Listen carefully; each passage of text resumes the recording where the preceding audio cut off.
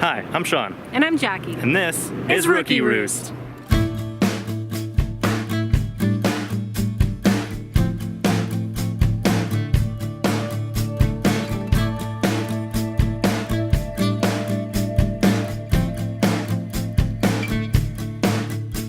In this video, we show you how we install our fascia board. The fascia is basically a piece of trim that hangs underneath the finished roof, keeping water from blowing up underneath the roofing material.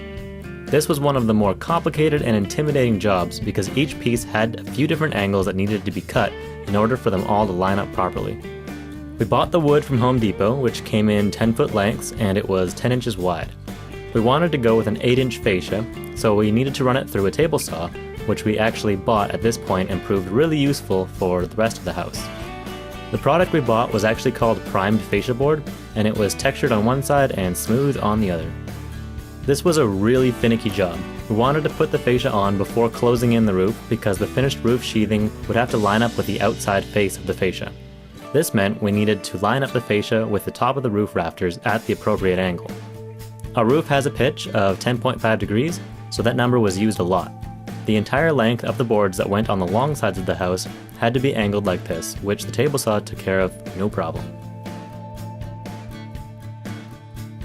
We needed 2 pieces in order to span the length of the house, and cut the ends of the boards at 45-degree angles so they'd overlap a bit. We made sure the front board overlapped the back one, so there wouldn't be a place for wind to catch while the house is being towed. I love how you're so far from the house. Far from it? Yeah. We should have moved that in more. Feel comfortable? Yeah? Yeah. Alright. Change a thing. Well, except for everything I'm doing sucks. Except for the fact that you're holding the drill between your knees. That's not preferred. The ends of the boards were also angled at 45 degrees to line up with the boards that would go on the short ends. We used 2 screws for each board just to hold them up while test fitting.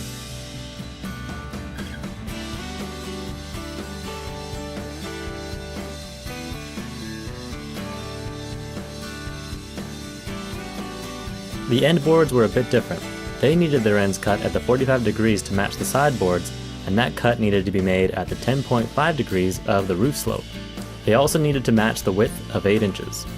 We used a circular saw set at a 45-degree angle to make the cut after getting the 10.5-degree angle laid out on the board's face using a speed square.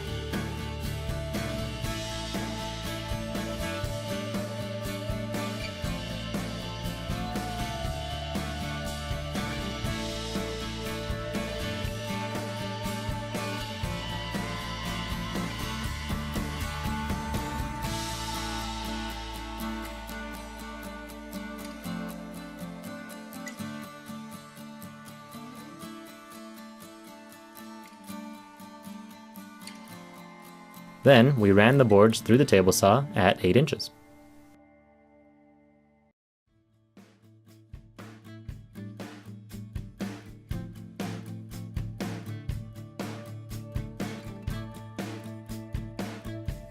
Test fitting actually went pretty well, though it wasn't perfect. We were able to bend the boards here and there to get things to line up.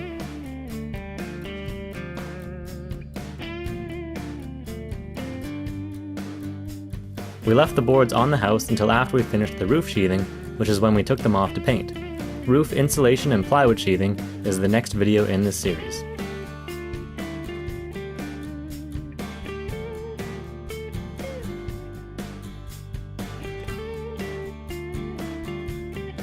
We used an exterior grade paint, of course, and applied 3 coats to the outside face and 2 coats on the inside face. The boards came pre-primed, so it was a simple and quick paint job.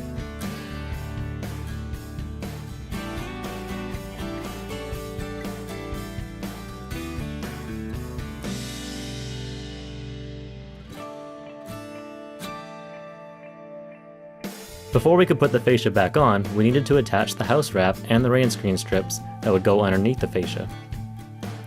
The rain screen took a long time to get ordered in, so we did as much as we could in the downtime, including installing the windows and attaching some other trim. We'll go into detail on all of that in following videos.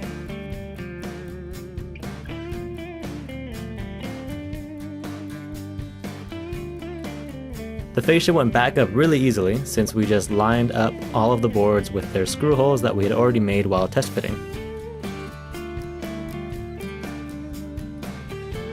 It was really cool to finally see some finished color on the house.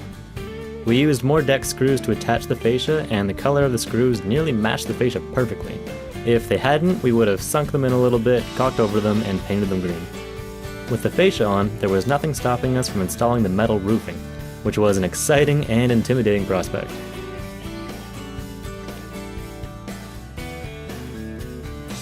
Thanks for watching. It really helps me out if you hit that thumbs up if you liked this video, and click on the Rookie Roost logo to subscribe to the channel. If you click on that little bell icon, you can get an email notification when new videos go live. You can also follow the daily progress of the build on social media and over at the Rookie Roost website. Check the description below for the links.